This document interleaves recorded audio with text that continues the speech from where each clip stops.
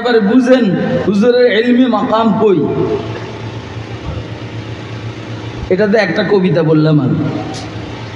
উনি এটা শেখ আব্দুল্লাহ আবু আব্দুল্লাহ মোহাম্মদ বিন হাসান আল বুসাইরি রহমতুল্লাহ আলাইহির কথা। আমাদের দেওবন্দের আকাবেরদের থেকেই যাকে নিয়ে আমরা গৌরব করি, ফখর করি, জিনার থেকে পিছনের 500 বৎসরের ভিতরে, অর্থাৎ আল্লামা আনোয়ার শাহ কাশ্মীরি থেকে পিছনের 500 বছর, অর্থাৎ কামাল উদ্দিন ইবনুল হুমাম ইস্কান্দারানি রহমতুল্লাহ আলাইহি পর্যন্ত এই সময়ের ভিতরে সারা দুনিয়াতে ইলমে হাদিসের এত বড় প্রফেসর আর মুহাদ্দিস আসেননি। আপনারা মনে হয় আমার কথা বুঝতেছেন না।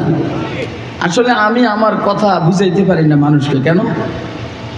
কথা যখন শুরু হয়, কথা কোত্থেকে কই চলে যায় আমার নিজেরও হুঁশ থাকে না।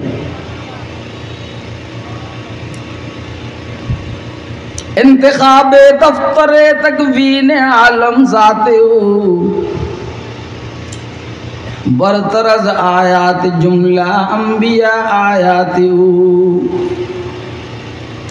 সারা দুনিয়ার নির্বাচিত মহামানব মুহাম্মদুর রাসূলুল্লাহ সাল্লাল্লাহু আলাইহি ওয়াসাল্লাম সারা দুনিয়ার নির্বাচিত। আপনার এমপি আপনার এখানে নির্বাচিত, তাহলে ভোট চুরির মাধ্যমে নির্বাচিত, অথবা জাল ভোটের মাধ্যমে, অথবা কেন্দ্র দখলের মাধ্যমে। মোহাম্মদ যে নির্বাচিত হয়েছেন কোন ক্যাডারের মাধ্যমে না আল্লাহর মাধ্যমে? হুয়া যে তাবাকুম, উনি তোমাদেরকে নির্বাচন করেছেন। ওমা জাআলা আলাইকুম ফিদ-দীন মিন হারাজ ইন্তিখাবে দফতরে তাকবীন আলম জাতে হো। এরে ভাই, মৌলবীরাও তোরা কথাগুলো মনোযোগ দিয়ে শুনিস। আমি বেশি বইলে ভালোই তো, এই জন্য ডরে অনেক মৌলবী আমার সামনে আসে না, কজ হুজুর ধরে বলবো। ইন্তিখাবে দফতরে তাকবীন আলম জাতে হো বরতরজ আয়াত জুমলা আম্বিয়া আয়াতে হো। সমস্ত পয়গম্বরকে আল্লাহ যা দিয়েছেন মুহাম্মদ রাসূলুল্লাহ সাল্লাল্লাহু আলাইহি ওয়াসাল্লামকে এর চাইতে একা বেশি দান করেছেন। একটা বললাম শেখ আব্দুল্লাহ মোহাম্মদ বিন হাসান আল বুসাইরির কথা। এখন বললাম হযরত আল্লামা আনোয়ার শাহ কাশ্মীরি রহমাতুল্লাহ আলাইহি। মশরিকে সুবহে ওজুদে মা সাওয়া মিশকাতে হো মুস্তানিরাজ তলাতে হো হর করিব হর বাঈদ। এবারে স্বয়ং রাসূল কি বলছেন এটা শুনুন। উতিতু ইলমাল আউয়ালিন ওয়াল আখিরিন।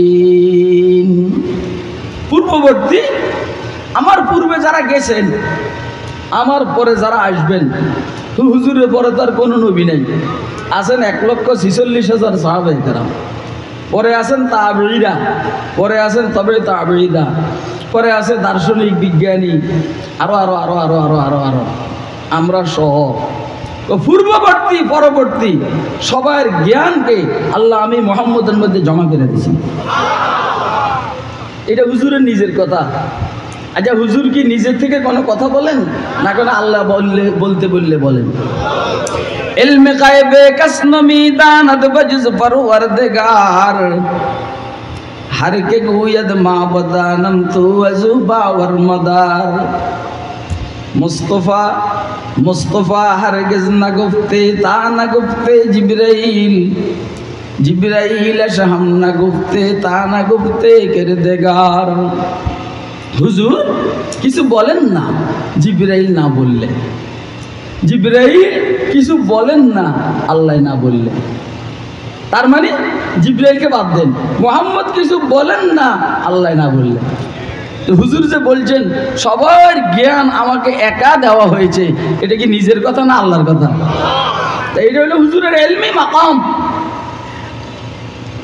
হুজুরের ইলমি স্তর। এখন আমি আপনাদেরকে একটা বিষয় দৃষ্টি আকর্ষণ করব। আমার তো কথার ভিতরে থেকে কথা বাহির হয়, সেটা হলো এইটা, এই হুজুরের এই শিক্ষা নীতিটা স্কুল কলেজ ওরা ধারণ করেছে না মাদ্রাসাওয়ালারা? কথা কয় না কেন? এই হুজুরের এই শিক্ষা ব্যবস্থা, যে একাডেমিক যোগ্যতা হুজুরকে আল্লাহ দান করেছেন, এটা কি স্কুলওয়ালাদের কাছে না মাদ্রাসাওয়ালাদের কাছে? এবার আপনারা বুকে হাত দিয়া বলেন, অথবা আমার মাথায় হাত দেন, অথবা আমার বুকে হাত দেন, বলেন স্কুলওয়ালাদের কাছে জ্ঞান বেশি না মাদ্রাসাওয়ালাদের কাছে জ্ঞান বেশি? আপনারা কি এটার সাথে একমত? কে কে একমত হাত উঠে দেখুন। তাহলে আপনি মৌলবীগুলোকে জ্ঞান দিয়ে ফুডানি দেখেন কি লেগে, আমার একটু বলতে পারেন? আপনার কাছে যে জ্ঞান আছে এটা আমরা জানি। আমরা তো এত এত বেশি মানুষের সামনে বয়ান করার আমরা সময় পাই না। আমরা অনেক কম মানুষের সামনে বয়ান করার সুযোগ পাই আল্লাহর রহমতে। অনেক কম মানুষ, যেখানে অন্তত হাজার হাজার 50, 60, 70, 1 লক্ষ মানুষ থাকবেন। আপনাদের এখানে তো 4-5 লক্ষ হবে, বুঝেন নেই?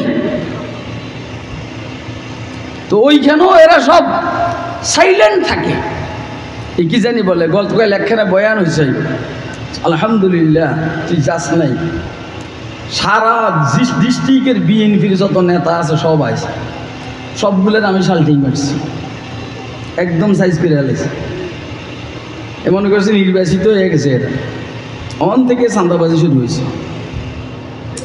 আচ্ছা শুনেন, তাহলে হুজুরের ইলমি মাকাম সবার চেয়ে উপরে, কথা কয় না? এবার আমলি মাকাম ধরেন, আর আমলি স্তর কি স্তর, কি পরিমাণ? হুজুরের আমলের মধ্যে একটা আছে দাওয়াত ও তাবলীগ, আসেনি? দাওয়াত ও তাবলীগে এলেম না আমলে? এখানে বসো, সামনে বসলে আমার গার ফিরেই তো এখানে ওয়াজ শুনতে হইলে সামনে বসে সহজ, বুঝে আসে ভালো। যেটা বুঝে আসবে না চেহারা দেখলে বেশি বুঝে আসে। এত কথা কেবল একটা বদনাম আমার, যা আমার মানুষ ভয় পায়, এটা ভুল কথা। ভয় পাইলে কি আর আমারে দুলাভাই কর? যদি আমারে ভয়ে পায় তো কি দুলাভাই কব? হ্যাঁ, হুজুরের আমলের মধ্যে একটা হলো দাওয়াত ও তাবলীগ, কথা কয় না? আপনি বলেন, যারা এই মাত্র হুজুরকে ঘুষাইছে, আল্লাহ তুই মাফ কর, এই মাত্র হুজুরের পিঠের উপরে ওটের নারী বুড়ি দিছে, এই কিছুক্ষণ পরে গিয়া হুজুর আবার গিয়া হের দাওয়াত দেন, কাম নাই এটা? কথা কয় না? কাজ নেই?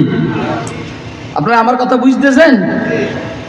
এই মাত্র ওদের ময়দানে হুজুরের দাঁত মোবারক শহীদ করেছে, আর পরেই হুজুর আবার এদেরকে দাওয়াত দিয়ে বলেন, ইয়া আইয়ুহান নাস কুলু লা ইলাহা ইল্লাল্লাহ তুফলিহুন। এই মানুষরা লা ইলাহা ইল্লাল্লাহ বলো, কামিয়াব হয়ে যাবে। এটা হুজুরের দাওয়াত, এটা কাজ। তা আপনি দেখেন হুজুরের কাজের অবস্থাটা কি। ঠিক এইভাবে দেখেন আপনি উম্মতের উলামায়ে কেরামকে, সাবেক ফ্যাসিস্ট সরকারের প্রধানমন্ত্রী হাসিনা জেলে ঢুকেছে। আমরা জেলের থেকে বাইরে কি বলছি? আমরা জেলের থেকে বাইরে বলছি যে হাসিনা আমাদের অনেক উপকার করেছে। কি উপকার করেছে? এক একজনে এক একবার বলছে, আমার নামই বলি। আমি বলছি যা জেলখানার বাইরে আমি ডেলি 1-2 পারা কোরআন শরীফ পড়তে পারি নাই, এই জন্য হাসিনা আফার বরকতে আমি ভিতরে সর্বোচ্চ 19 পারা পর্যন্ত ডেলি কোরআন শরীফ তেলাওয়াত করছি। কত পারা বলেন? কত পারা? বিদ্যুৎ আসছে নাকি? একটা কিছু করছে, এই দেশও সামনে এরকম হঠাৎ কিছু একটা ঘটবে, কথা কয় না? যেমনটা ঘটছে 5 আগস্টে, জুলাই আগস্টের বিপ্লবে যেমনটা ঘটছে, বিদ্যুৎ গেছে, জেনারেটর আসছে, আবার জেনারেটর গেছে, বিদ্যুৎ আসছে, এরকম আকস্মিক তেমনটা কিছু একটা ঘটবে ইনশাআল্লাহ। আরে কথা কয় না? আর আপনারা আমার কথা বুঝেন না? আমার কথা বুঝার জন্য ব্যারিস্টারের মাথা লাগবে, ব্যারিস্টার, অ্যাডভোকেটের মাথা লাগবে, বড় বড় সচিবদের মাথা লাগবে তো ইনশাল্লাহ কথা বুঝবেন। কিরে বাবা তোরা কি উল্টা পাল্টা ছাড়বি নি কেন? উল্টা পাল্টা ছাড়িস না, যেমনি কই এমনি পুরোটা ছাড়বি। এর চেয়ে একটা কথাও বেশ কম করবি না। আমি মানুষের মতো চ্যালেঞ্জ করি না, কিন্তু কথা বাস্তব। আমাদের কথা বুঝতে অনেক বড় বুদ্ধি লাগে, ব্রেন লাগে।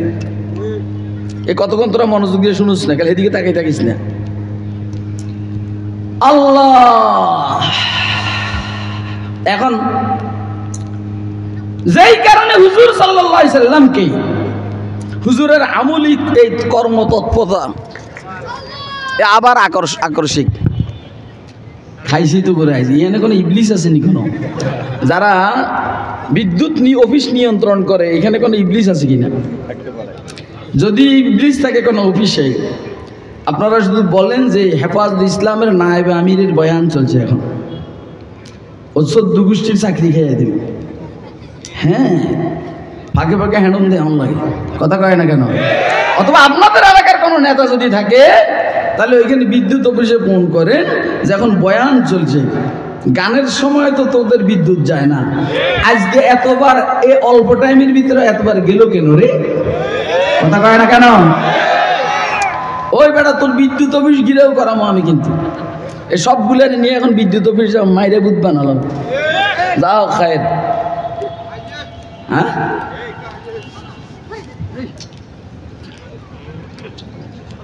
তাহলে হুজুর সাল্লাল্লাহু আলাইহি সাল্লামের কর্মতৎপরতা দেখলেন তো? এত ব্যস্ত হুজুরের কর্মতৎপরতা নিয়ে আল্লাহ কি কয়? ফালাআল্লাকা বাখিউন নাফসাকা আলা আসারিহিম ইল্লাম ইউমিনু বিহাযাল হাদীসি আসাফা। রাসূল, এরা ঈমান না আনলে আপনি মনে হয় যেন নিজের জানটাকে শেষ করে ফেলাইবেন এদের পিছনে মেহনত করতে করতে। না, এত মেহনত আপনার করার দরকার নেই। ইন্নামা আলাইকাল বালাগ, আপনার দায়িত্ব হলো পৌঁছিয়ে দেওয়া। লাস্তা আলাইহিম বিমুসাইতির, আপনি কোনো দারোগা না যে এদেরকে আপনি মানাবেন। মানলে মানলো, না মানলে নাই। মানলে জান্নাত, না মানলে জাহান্নাম। হুজুরকে আল্লাহ আমরা এমনি কথা কনটা উম্মত তো আমার, আপনার কলজা যত বড় আমার কলজা কি এত বড় নেই? আল্লাহ সবাই মহাব্বত করেন না? মায়ে যেমন ভালোবাসে এর চাইতে আল্লাহ বেশি ভালোবাসেন না? কিন্তু সন্তান মারা গেলে মা হাউমাউ করে কাঁদেনি, কথা কয় না? আল্লাহ কাঁদেনি কেন? আল্লাহ কাঁদেনি এই জন্য আল্লাহর কলিজা বড়। আপনাদেরকে আমি বাংলা বুঝাইতে আছি, আল্লাহর কলিজা বড়। আরে কেন না আল্লাহ আমার ফোলাটা নিল, কি কান্নাটা দেয় রে বই। আল্লাহ কই তুই ফোলা পাইছিস কই? বন্দা তো আমার। এ চোখ দিছি দুইটা আমি, কান দিছি আমি, দুইটা হাত দিছি, তাকে হায়াত দিছি, জীবন দিছি, যৌবন দিছি, সবকিছু আমি দিছি। তোর কোনান দিয়ে হইল গো? ওর কথা কয় না কেন? কথা বুঝলেন না আপনারা? এই কি হয়েছে?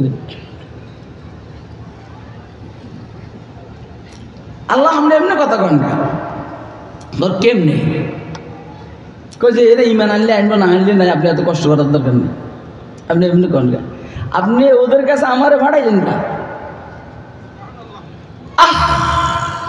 আপনি মহাব্বত আমার চাইতে বেশি করেন, কিন্তু আপনার হজম শক্তিও তো বেশি। আমি আপনার চাইতে উম্মতকে মহাব্বত কম করি, কিন্তু আমার হজম শক্তি তো দুর্বল। এই জন্য আপনি এমনি কইেন না। আপনি যতই বাধা দেন আমি উম্মতকে দাওয়াত দিতেই থাকবো। কথা বুঝতে পারছি? তাহলে এটা হলো হুজুরের আমলি কর্ম তৎপরতা। অন্য পয়গম্বরে এমন না।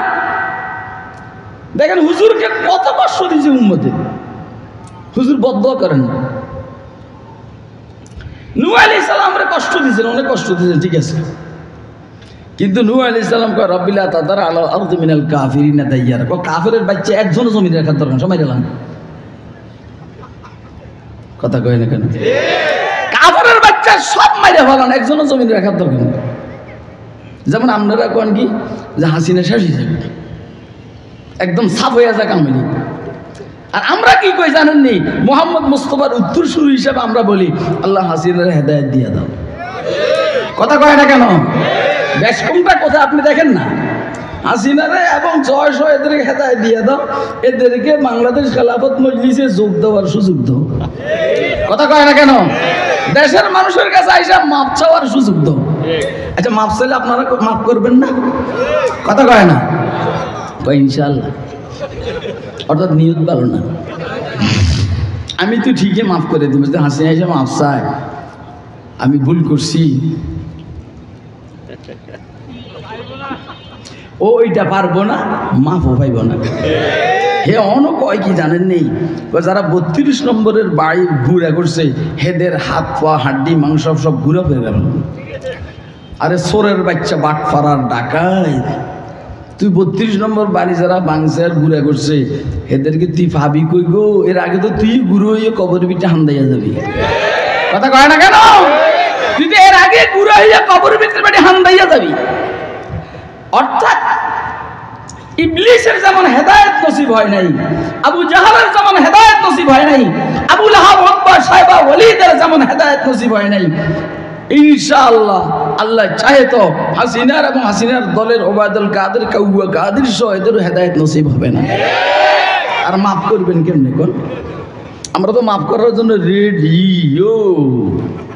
কিন্তু ও তো মাপ চাইব না রে। ও তো এই কুত্তার লেন্সের মতো, যেই 12 বছর সুঙ্গের পিঠে ঢুকে দেখলো যে বাঁকা হে বাঁকা।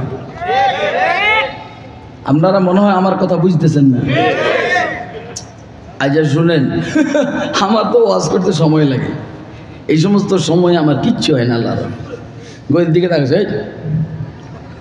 এই গরির দিকে কি তাহলে একটা হলে এলমি কামাল আর একটা হলে আমলি কামাল। এলমি একাডেমিক যোগ্যতা আর একটা হলো আমলি যোগ্যতা। আচ্ছা শুনেন, এটা দাওয়াত তাবলীগের কথা কইলি। হুজুর সাল্লাল্লাহু আলাইহি সাল্লাম সারা রাত তাহাজ্জুদ পড়তেন। সুবহানাল্লাহ কইবেন না? যালামতু সুন্নাতা মান আহইয়া যালামা ইলা আনিশতাকাত কাদামাহু যুররামি ওয়ারামি। যিনি তাহাজ্জুদে দাঁড়াইয়া এত লম্বা টাইম দাঁড়াই থাকতেন, পাও ফুলে যেত, পায়ের মধ্যে রস নামতো, ফুলে যেত পাও। এখন আল্লাহ কি করেন শুনলাম? আল্লাহ কয় যে আপনি আমাকে খুশি করার জন্য সারা রাত দাঁড়াইয়া থাকেন, এতে আমি খুশি হই না।